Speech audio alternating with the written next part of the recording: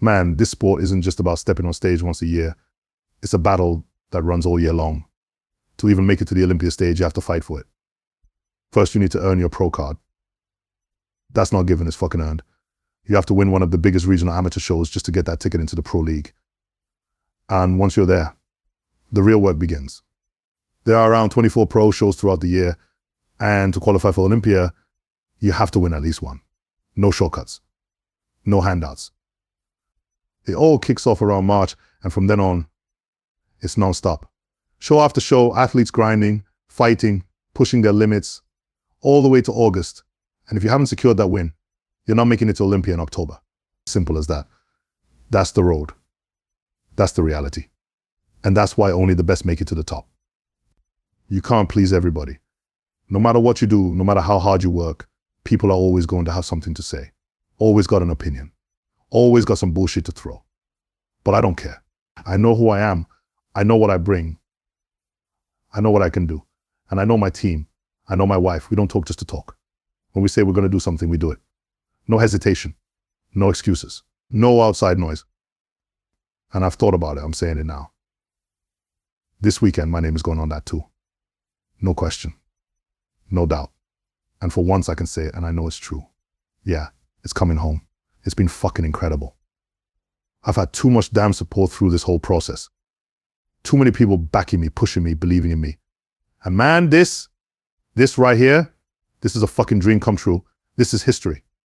The 60th anniversary of Joe Weider's Olympia, and you're standing here holding the greatest sandal statue ever made. Gold-plated. Heavy as hell. A symbol of everything we work for. So just take this in. Let it sit for a second. Let it stand right here. This is what it's all about. Wow. The Olympia title is going back. Back to where it fucking belongs. And how do you even describe it? Winning the Arnold and the Olympia in the same damn year. Something that's only been done once. You know who did it. Ronnie, back in 2001. And since then, nobody's touched that level. But that's what I'm here for. I'm here to build something bigger than just a win. A legacy. A name that, when I'm done, when I walk away, somebody else is going to look back and say, damn, that was some crazy shit. And I want to see if I can push it even further. Take it to a level nobody's ever seen before. Let's see who can step up to that. So just think about it. Hundreds and hundreds of pros out there, all fighting for a spot, and only about 20 shows in a year, sometimes even less. That means every single one is a fucking war. No easy wins. No weak competition. Only the best of the best make it through. That whole process, that's the pinnacle of the sport. You want to step on that Olympia stage, you better be ready to fight for it. You have to win. Not just show up, not just hope. You have to prove, without a doubt, that you belong there. That's what separates the contenders from the champions. Because this is prime time. This is the top. Everything else, that's just the climb, the stepping stones. But once you hit Olympia, now you're standing with the big boys, and you better be that damn good, because nobody makes it here by accident.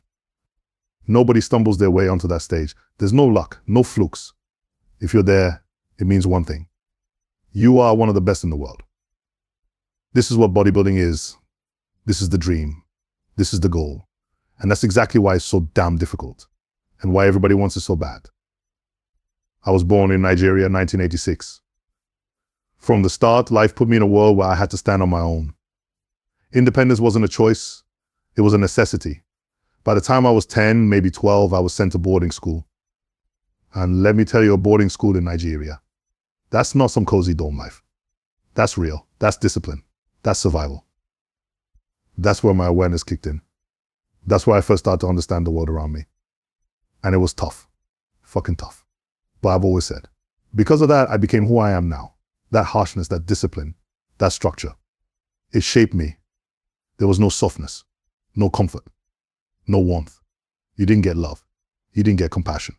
That shit wasn't there. You were brought up in a strict regime, and that's all you knew. You never got attached. Never got close to anyone who could show you that kind of softness. So early on, in those years where most kids learn about love and kindness, I didn't. I learned discipline. I learned toughness. And that carried me through my teenage years. That's all I remember. Taking the human body to the extreme. To the absolute fucking limit.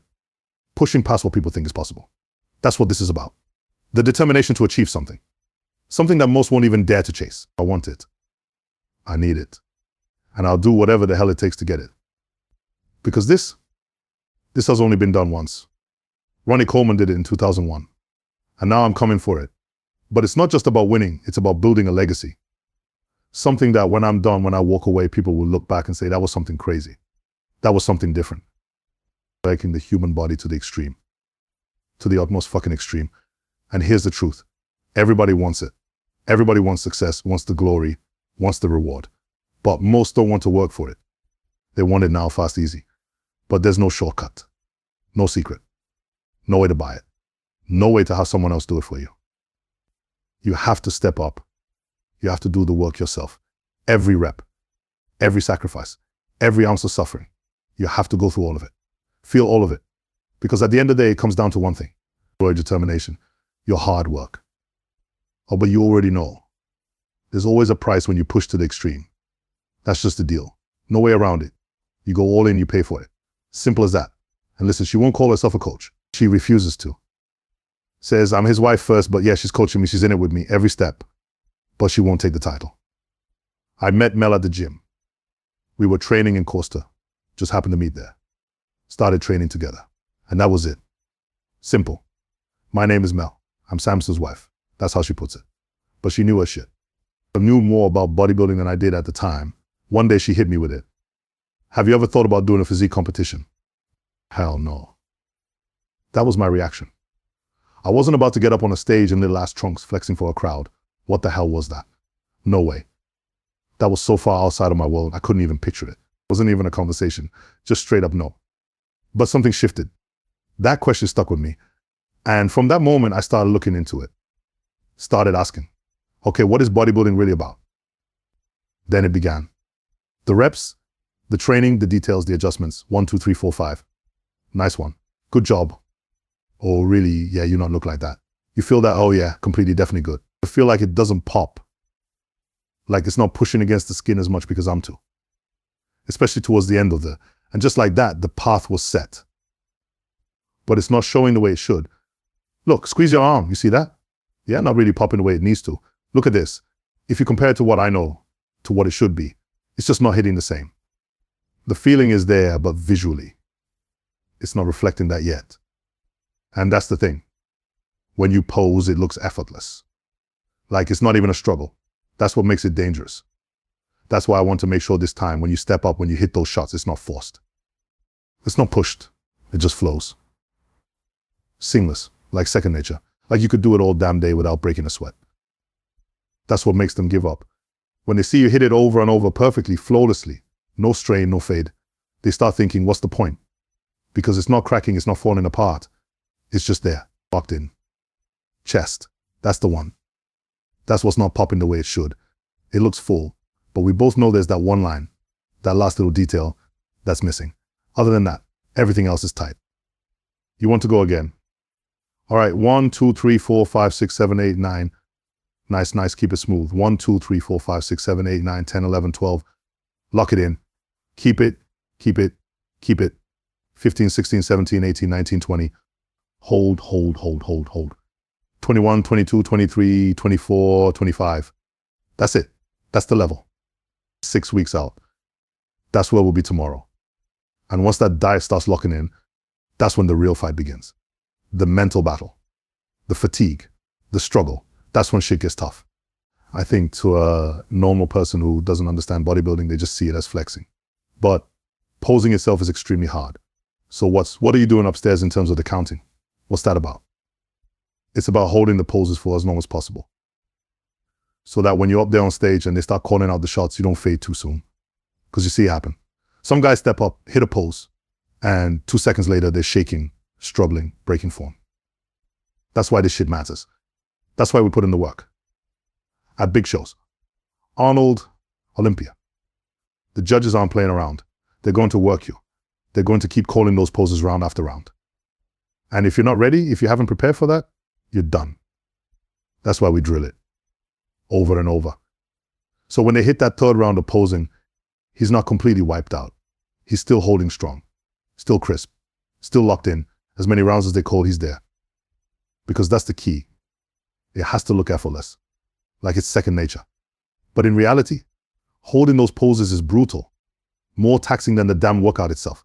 That's the part people don't understand. When I stepped into the pros, it was a whole different fucking world. A different kind of fight. I jumped in thinking, man, I'm going to be on that Olympia stage in no time. This is going to be a breeze. And then life smacked the shit out of me. That's when you get the real lessons. That's when the knocks start coming. When reality starts hammering down on you. And you realize, oh no, you ain't that good yet. You're not even close. My first pro show was in Prague. Big show, big names. I made my debut and came in 5th. I thought, hell yeah, this is a no-brainer. I'm already in the mix. Next stop was Italy. I looked at the lineup. No huge names, nothing crazy.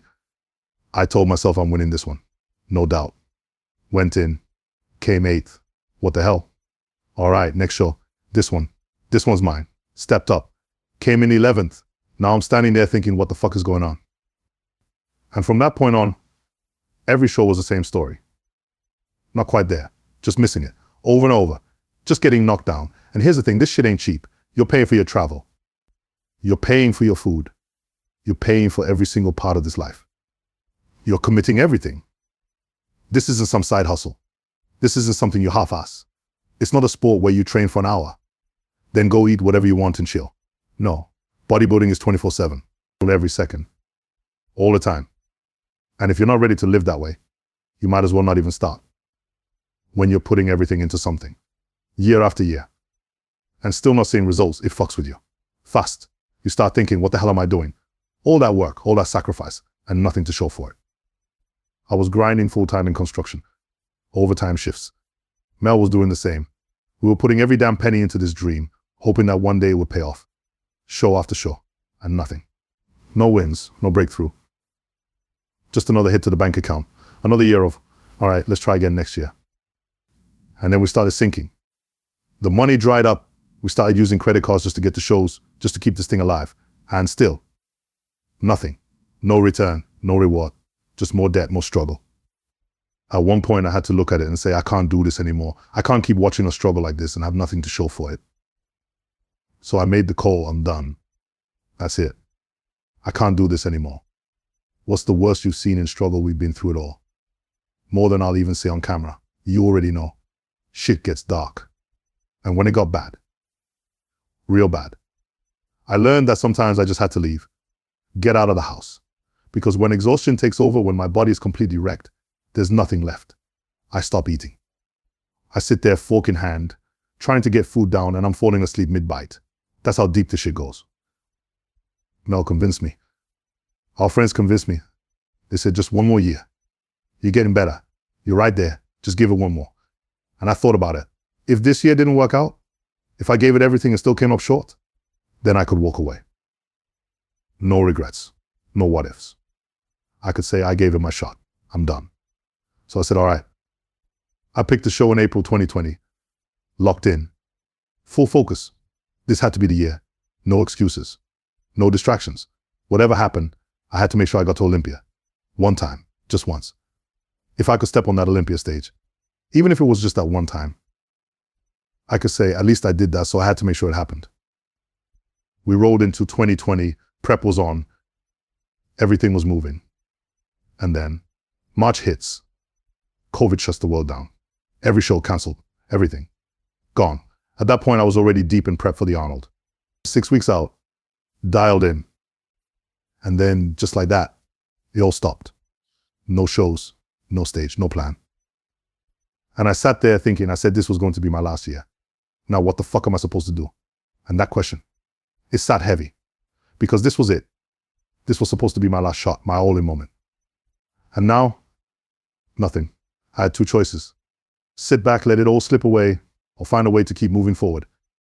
Even when the world stopped. Even when everything shut down. So I made my decision. I wasn't done yet. Not like this. If this was going to be my last year, then I was going to make damn sure I saw it through. One way or another. So I did it. Put in the work. Trained my ass off. Pushed through the whole damn year. And it just kept going. No breaks. No easy road. Just straight up grinding. And then August 2020 hit. I found myself stuck in quarantine, locked in some random hotel. Not South Korea, just some hotel. so I could step on stage, do a show, and finally qualify for Olympia. 10 days out from the Monster Gym Pro Show in South Korea, and we'd already been there for over 2 weeks. I had just gotten out of quarantine the week before. 14 days, locked in a room, couldn't leave. Couldn't step outside. Just me, my food, and the same 4 walls. Felt like a damn prison. I was starving, drained, but I had to check myself. All right, you say you want this, you say you want to be the best, you say you want to be a bodybuilder. Easy to talk big when everything's going smooth, when everything's lined up perfectly. But now life was testing me. Now it was time to see. Are you really about this? Are you really a man of your word? Or was it all just talk? This was the moment. No excuses, no complaining, just one question. How serious are you? Did an interview from that tiny ass hotel room, just showing where I was, talking about what I was going through. Thought nothing of it. Just part of the process. Then someone from work saw it. And the next thing I know, oh, you're risking our health by going to South Korea in the first place, and just like that, they fired me. Right then, I couldn't even think. Couldn't process it. Couldn't even wrap my head around what just happened. I just laid down, closed my eyes, went to sleep. Because at that moment, it felt like my whole damn world was caving in. Woke up, finished cardio, took a shower, tried to reset. It was time for breakfast. All right, 10 days out from the show. Let me show you what we're working with. 1 scoop away, brought these from home, had to be ready before coming down here. This new grill I got, man, this thing is a lifesaver. Check this, steaming hot right now. Got my chicken breast cooking, about to throw the next batch on. This thing has been clutch, especially out here. No stove, no real kitchen, just this. Yeah, good. Take a look, what t-shirt, oh. Yeah. 2021 rolled in, and that was it. That was the moment things started clicking. No more waiting, no more hoping. The goal was crystal clear. 1 show, win it, get to Olympia. That's it, that's the mission. I told myself I'll do every damn show if I have to. One after the other. I won't stop, I'll keep pushing until I get one. Because I know I can. I know I belong there. So we went all in. First stop, Arnold Classic UK in September. Big show. Prize money was stacked. $30,000 for first, $10,000 for second. And it dropped from there. We came second. For the first time, I had real prize money in my hands. $10 K. And that moment, that was huge. Because for the first time, it felt like, okay, this year is going somewhere. We've got momentum, we're making moves. Next show, came in third. Decent, not enough. Then we went to Egypt. Another 3rd place finish. And then something shifted. There was a show in Prague. And this wasn't just any show. This one was different. Because by that point, I had lost to so many different guys in the last few weeks. And now, every single one of them was going to be at this show. Nathan De Asha, Regan Grimes, Rafael Brandao. Big names, heavy hitters. And they were all in that one show. This was it. Time to see where I really stood. So the last show, I thought this was the one. This was the one I'd finally win. But then I looked at the lineup. They all just beat you 2 weeks ago. And then we won. That moment, it felt different. Because after years of grinding, of pushing, of failing, of getting knocked down and standing back up, I finally had it. The Olympia qualification. The first pro win. Everything I had been chasing. It was proof. Proof that it wasn't all for nothing. That the struggle, the sacrifice, the pain, it wasn't a waste of time. And then the flashbacks hit. Every single moment of struggle. The debt, the hotel quarantine, losing my job, the agony, the fucking pain. The nights I broke down, wondering if this was even worth it. All of it came rushing in like a wave. Overwhelming. Heavy. And you just sit there looking at that trophy thinking, oh my God, we did it. It actually happened. We fucking did it. Now, what was my profession right now? Oh God, I don't even know what to call it. I don't put myself in a profession. I work my whole life in something completely different. And this, I don't even call it work.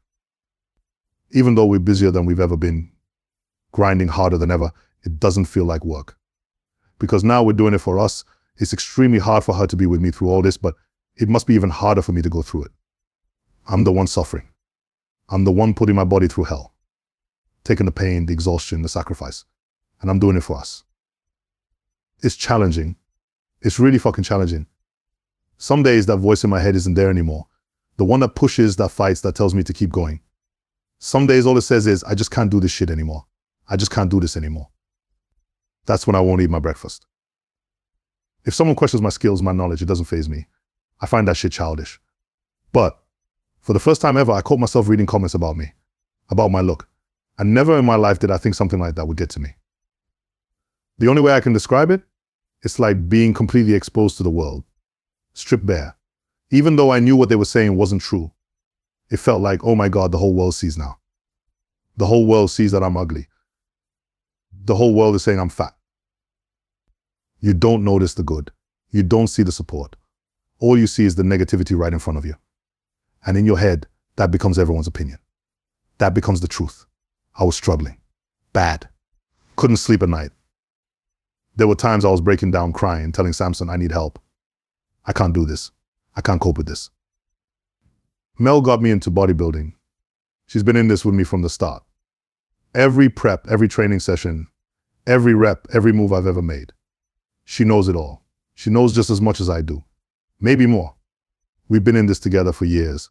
Even when I had coaches, they never talked to me directly. They always went through her.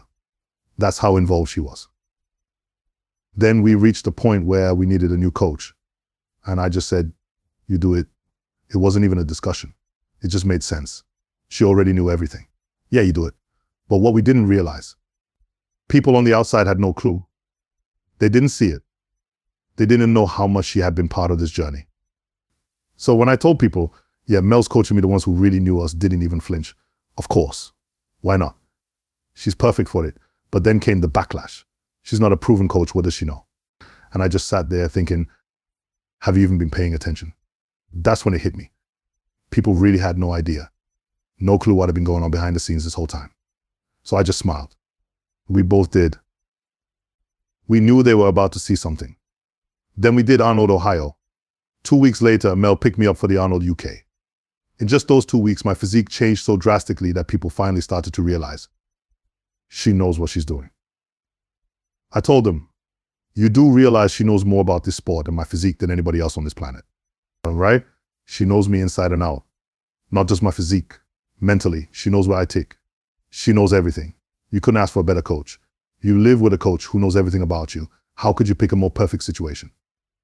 But people didn't see it that way. Sam was angry, fuming. It was hard, not just because of the criticism, but because of who they were doubting. This wasn't just some random coach. This wasn't just another name. This was the person who got me into the sport in the first place. The same person who went through every single struggle with me.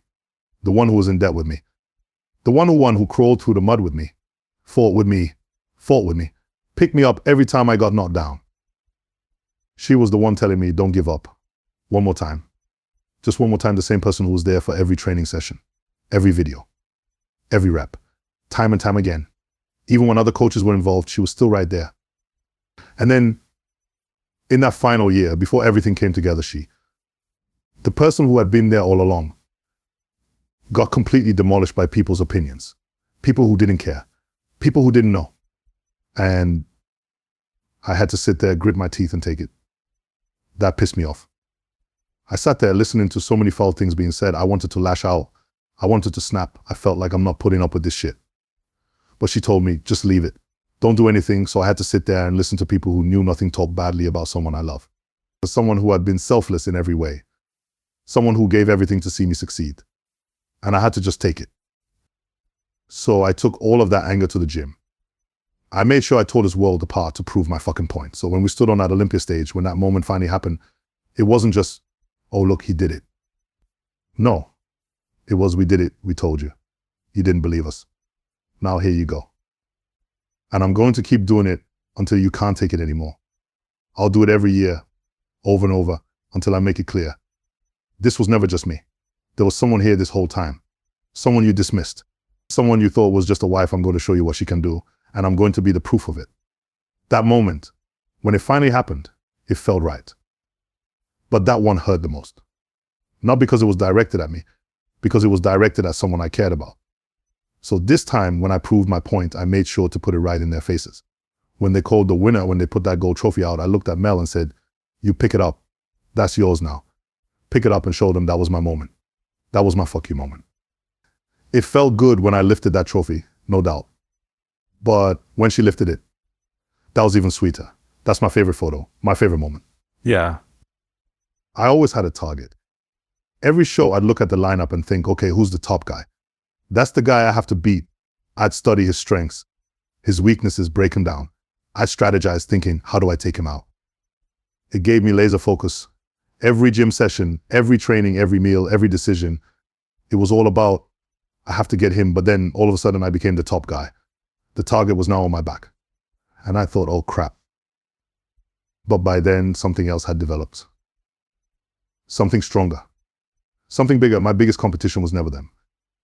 It was always me. My physique from the last show, my physique from last year. I look at old videos, old pictures and say, I have to beat him. It has to be bigger.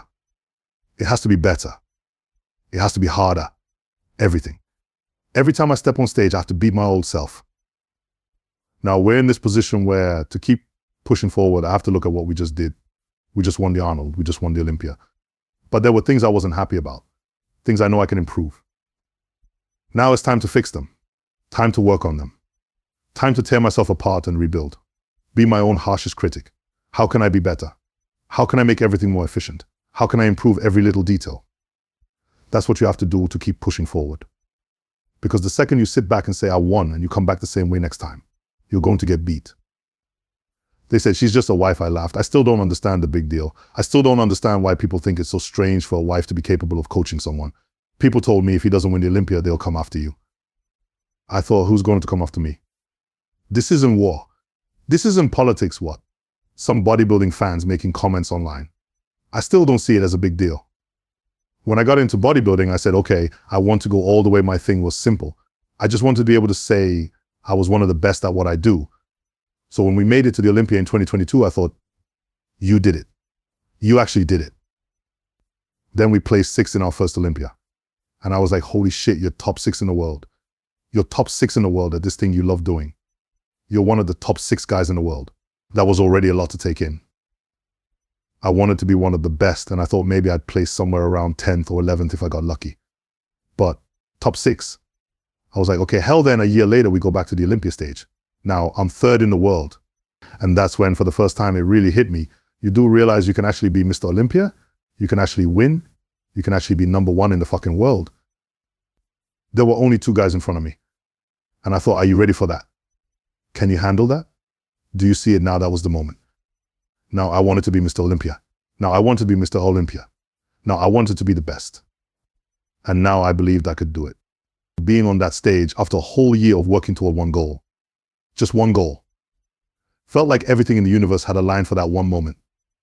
All the trials, all the tribulations, all the letdowns, all the setbacks, everything I had been through.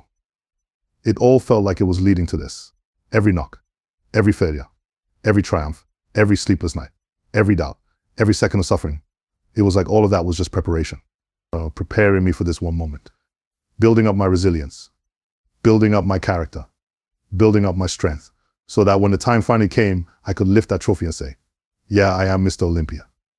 And when that moment came, when I stood there waiting for the results, everything I had been through was flashing through my mind. I thought, is this it? Is it time? Have I done enough? Have I been through enough? Is this the moment where I finally get confirmation that I'm ready standing there, waiting for them to call the winner? It was like time froze. You can imagine everything leading up to that. Everything I had felt. It was overwhelming. Even now, thinking about it, it still feels surreal. It still feels too big to grasp. I still can't fully process it. I think about all the 18 men who came before me. Every single one of them, standing in that exact spot before they were called. I remember watching them. I remember seeing them hold that trophy. And now, years later, I was standing in that same spot. It was heavy. Funny thing, was taking a walk part of the prep or just for clearing the head. When we moved from our old place, we had barely any space outside, just a tiny garden about the size of a garage. So every single day, we had to take him out for a walk. That was just part of life. He'd known that routine since he was a puppy. Back then, we were living in a 1-bedroom flat, which meant taking him out 3, sometimes 4 times a day. Then we moved into a house, and suddenly we only had to do it once. And honestly, that felt like a win. We were hyped. Oh my God, we only have to take him out once a day now. But those walks became more than just getting him outside. That's when we had our biggest talks. That's when we laid everything out. What was next, where we were heading, what we wanted to build. That's where we planned the future. It wasn't just about walking the dog anymore. It became a routine, a ritual, a time to dream. Depending on the look, we adjust things. The food goes down. Every week, less food, more cardio. And even with less food, the training has to stay just as fucking intense as it was in the off-season, when food was high. 3 weeks out, that's when the body starts breaking. That's when there's no energy left. That's when exhaustion fully takes over. Completely fucking drained. Running on fumes. 6 eggs, 3 for me, 3 for him. We split it, no scale, no measuring. Just half and half. Sometimes I feel guilty because I'm the one cutting his food, and I know exactly how little it is. But it's all about keeping shit simple. The more you complicate things, the more it fucks with your head. And for athletes at this level, you want to keep them as locked in as possible. They're already fighting a mental battle every single fucking day. That's the secret, actually. I never told anyone this. What I do is, I spread out his food on the plate. If it's rice, I spread that shit thin so it looks like more. I go for volume. Because when your eyes see more food, it tricks your mind. Same with the greens. I spread them out, fill up the plate.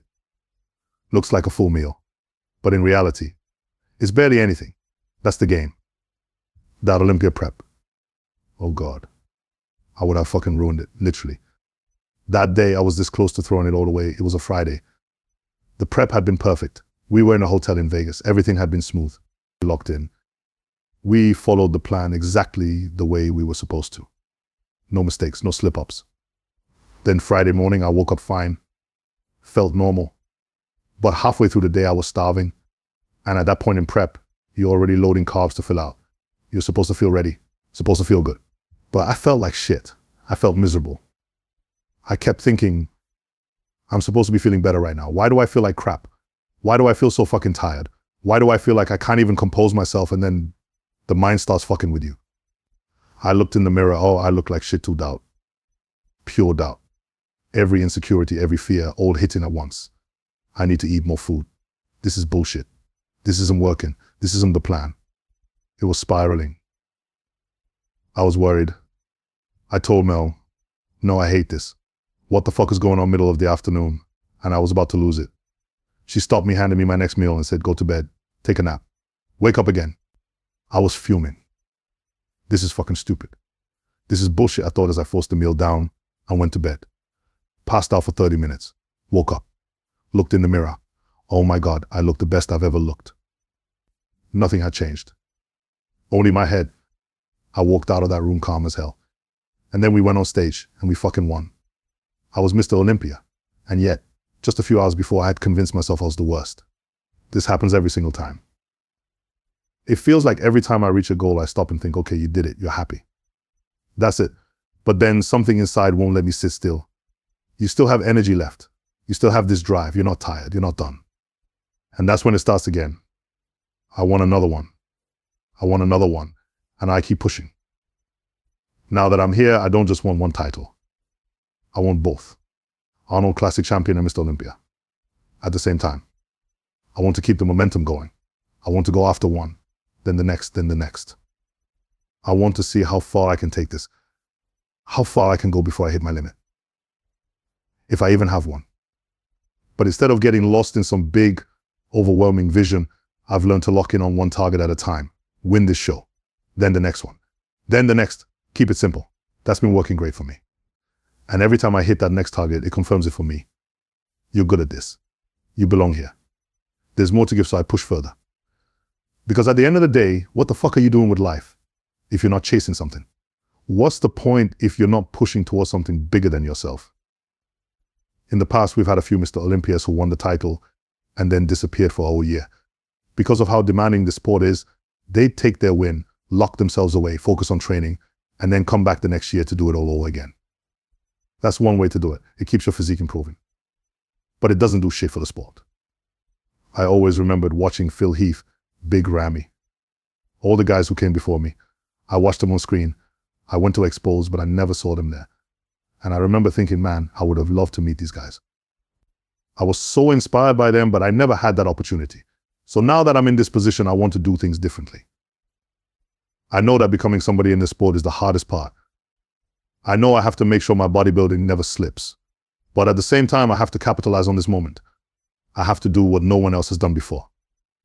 I need to juggle both. be dominant in the sport, and still engage with the people who support it. It's a lot of fucking work. But if you want something, you have to be willing to go after it. You have to be willing to give it everything you've got. And I'm willing. The only expensive thing I do, cars. That's it. That's my one thing. And honestly, I think that's acceptable. We all have goals. We all have dreams. But the sad truth is 99.9% of people will never actually go after them. They talk about them, but they stay in their comfort zone. They sit there waiting for the right time. But the truth is, there is no right time. There are no do-overs, no second chances. You get one fucking life. If you don't go after what you want, it's gone. So don't waste your time wishing and waiting. Because I can tell you now, it will never feel like the right time. You will never feel completely ready. You have to just fucking do it. A life spent chasing something, whether you succeed or not, is never a life wasted. So go for it. And don't stop. Because if you hesitate, if you start thinking, oh, I don't know, maybe you'll talk yourself out of it. And that's how dreams die. You will regret the things you didn't do far more than the things you did. No matter what happens, at least you can say, I fucking went for it. The only reason I'm here, because I kept taking risk. Big ones. The kind where I thought, I don't know if this is right or not, but what else do you have? If you fail, you're still here anyway. If you succeed, you change everything. So why not go for it? That's the mindset I've used every single time.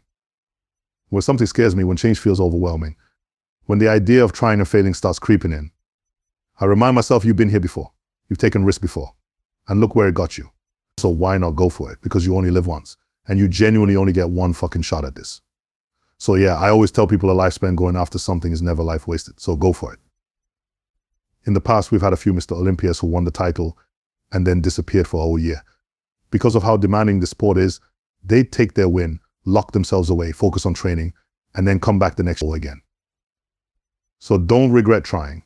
Don't regret taking that risk. Don't regret stepping out of your comfort zone. Because even if it doesn't work out, at least you fucking tried. And when you look back at those moments, you'll never say, I wish I didn't do that. You'll be proud that you did. Because you went for it. And that's all that fucking matters.